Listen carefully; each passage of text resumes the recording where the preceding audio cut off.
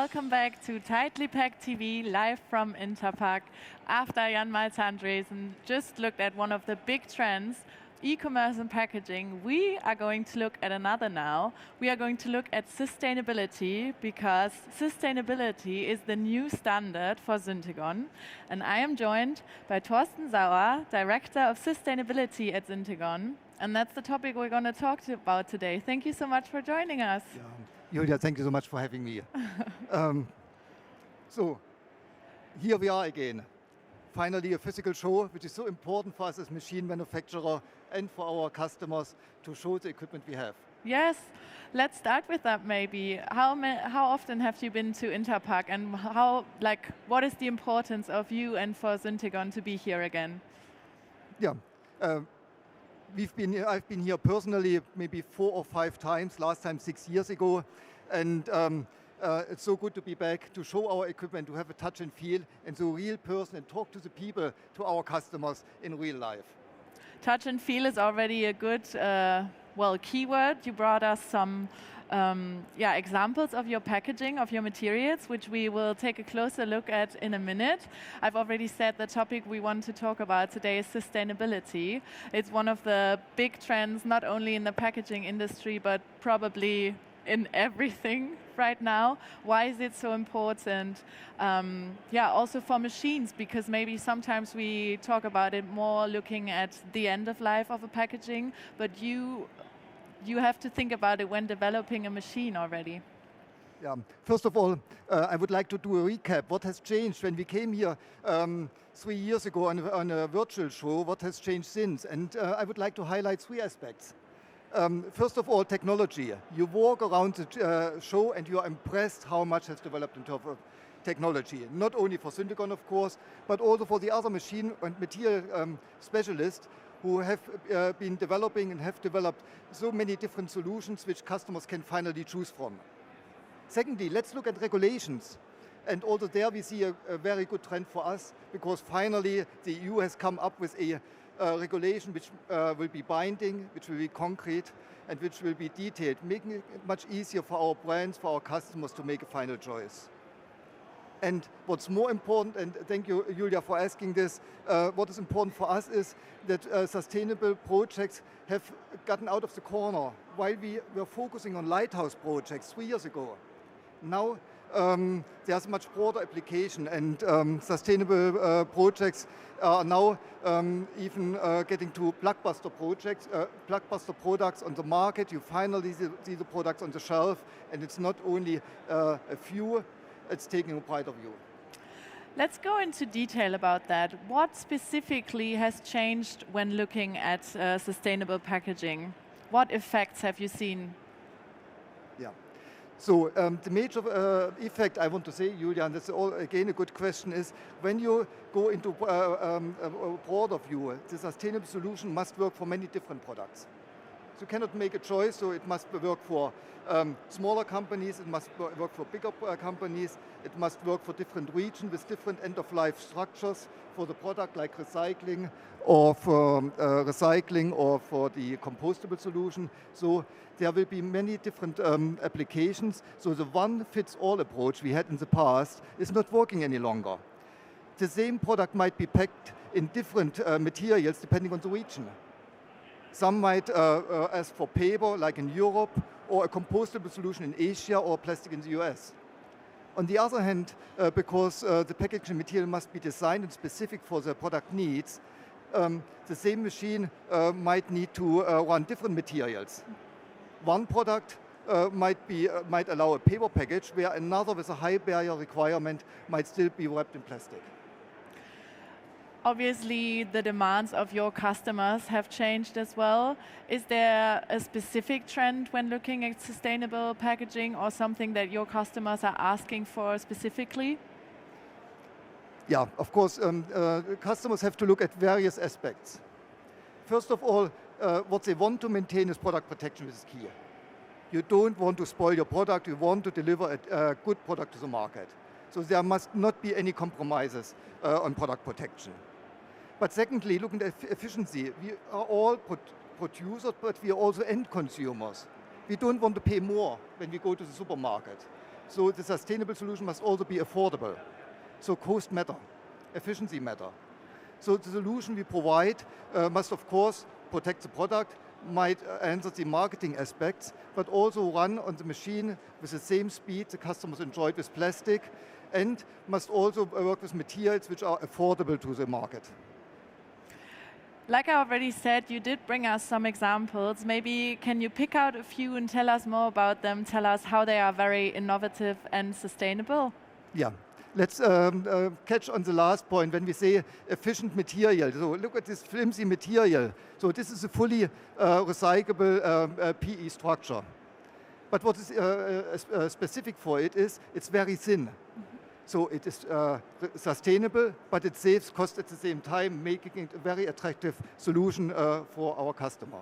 So this would also fall into the trend of monomaterial as well, This would be right? a recyclable monomaterial. But of course, then again, we have the paper packaging, and you all know this, and paper is valued as a very sustainable material. You have the sustainable touch and feel of it, and we all know it comes from bio sources, it's compostable, it's recyclable, it ticks all boxes.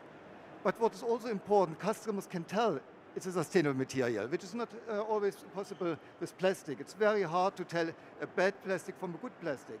Paper does the task, so paper is an option for many applications. But of course, it comes also with challenges, and I hope you will ask me for this later on, with challenges on the machine.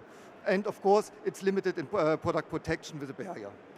I actually was going to ask just now, because you already mentioned that when you switch materials, in the best case scenario, the new material does also run on the already existing machine.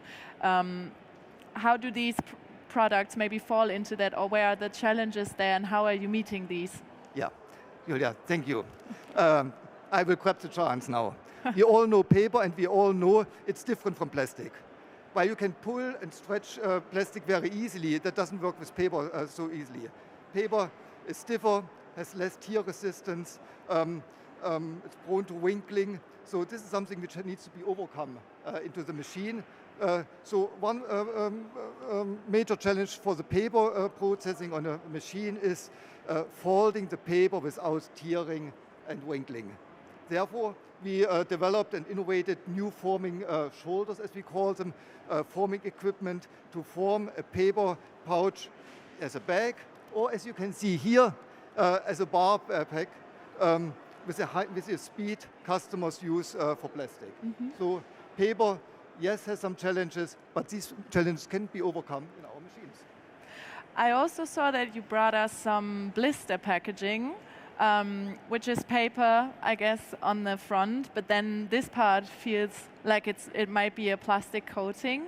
Are there certain aspects of working with two materials at the same time that are important when looking at sustainability? Julia, thank you for taking this. So this ticks another box, and let me explain first why we feel this is important. Or what's important about paper blister. Why we talked here about replacing a package in the same style, same kind with a different material. We believe when it comes to true sustainability, we can go a step further. We can redefine the package. Redefine the package here for this blister, which comes with new features. It's printable. Yeah? So you can have a completely new appearance, new presentation to the product. And now coming back, Julia, to your question, in fact, actually, it is a paper. Yeah, it is a paper on the outside. I'm very sorry that it feels not like this. There. So it is a paper, but of course, to protect the product, it needs some barrier inside. So there are polymers inside. Now people ask, is this really paper? Why is it better than traditional plastic? And I would say you have to start somewhere. We all want to get away from plastic packaging. We do want to change the package. So we have to start somewhere. Why not start with a paper-based package? It's 80% paper, better than having 80% plastic. It is recyclable, and it is a sustainable choice for a product where plastic has been the norm so far. I mean, this wide range of products or packagings you've brought us maybe also already shows that Maybe we won't like get rid of plastics overall. Maybe that is also not the goal here, but some products need to be packaged in plastic. Coming back to sustainability, I mean, we've never left it, but like to the trends of it. It's the second day now of Interpack. Have you already seen some trends here at the fair falling into this broad field of sustainability? So what I noticed first is our customers, producers and brands, they don't come to talk about machines and then talk about sustainability. Sustainability has become an embedded feature. You talk about a package and you assume there's a sustainable option to it. That's why we say sustainability needs to be embedded in our products, and when you come to our booth, what you will see on each and every machine, we run a sustainable option. It can be paper, it can be plastic, but all will tick a sustainability box. So it's embedded in our machinery, that's why we call it. Sustainability is our new standard. Yes. Another trend what we see is that brands try to make sense out of the various requirements they have. How do you want to make a choice between a paper and a plastic package? Which one is better now? A recyclable monomaterial or a recyclable and compostable paper?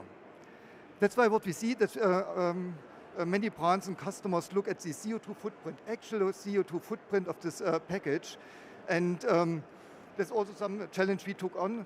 2 years ago, we started simulating the CO2 footprint of our machines, because first we wanted to know the CO2 footprint of our machines to say, what is the impact? But now we have moved further. We have modeled the usage phase, the media consumption, electricity, air consumption, which is important, scrapping and end of life. And what we do now is we model the packaging material into the overall simulation, so we can compare paper and plastic and have a overall CO2 footprint comparison, which helps our customer to make a true sustainable choice and also quantify the result. So if you say sustainability is the new standard for Syntegon, I'm gathering that every talk or conversation that you have with customers always includes sustainability at one point or the other. Yes, this is true. And very often we get the question is, I want to have something sustainable for my product. I see what you have, but can I apply the solution to my product? Is it truly, is it recyclable, is it compostable, but mostly does it fit my product and will it run on my machine? And that's why it's so important to move out of the specifics, like for us as a machine supplier, open up to the ecosystem. So while we are known as a machine supplier and our business is providing hardware, we have invested very much into know-how base. So we talk to material suppliers, we cooperate with material suppliers. When you come to our booth, you will see a recycling company present on our booth because we want to be the competent partner to consult, give advice and guidance to our customers to answer these questions, which are often, what is the right material? Will it fit to my product? Will it run on my machine? And only in a second step say, this is a solution that fits your needs. Yes. That's something I've noticed over the time. Whenever you talk about sustainability, it's like you have to talk to multiple partners, and it's a lot of tiny pieces that have to fall into place to then in the end have an entirely sustainable packaging and solution. Dreaming a bit maybe, if you look into the future, what would maybe not the perfect, but the sustainable packaging, where will it go? What will it look like? Yeah, very good question, Julia. So we have the present, and again, I would like to emphasize what we see today is same package, new material. I see in the second step that we see we will have still the same product, but a different package, enhancing the package, optimizing it, creating value add, creating more value, different package. But now let's look further in the future. And what I expect and what I see really savings commercially in logistics and reduction CO2 footprint in redefining the product itself. Imagine a world when we can turn a liquid formulation into a dry formulation. How much package logistic we might be able to save. Reducing a liquid shampoo, for instance, or a cleaning material into something which is dry. And I believe this is an answer to many questions to have a truly sustainable solution. And again, I want to emphasize paper packaging can then be a solution for products where paper is no option today for dry products. So I believe this is something which we take on and where we also try to be active, innovating, giving advice to our customers. And when I would like to sum this up, I would say we call it from idea to shelf, bringing innovative, sustainable solutions to the market. So again, something where many partners can work together, and you are one of them. Yeah. Thank you so much for presenting, presenting your packaging. Is there anything you would like to add? Julia, first of all, thank you for having me. Thank you for having the great chance to present here. And I can only reach out to the audience. Come to our booth. We are in Hall 6, right next to the entrance, but also to business partners like material suppliers or other partners of the ecosystem. I believe we have to join forces to create more out of a sustainable solution and save the world. Yes, thank you so much also for those summing up and closing words. Thank you for talking to us. That brings us back to this very international fair with international partners and loads of opportunities to talk and connect. Thank you so much for joining us right now, Thorsten.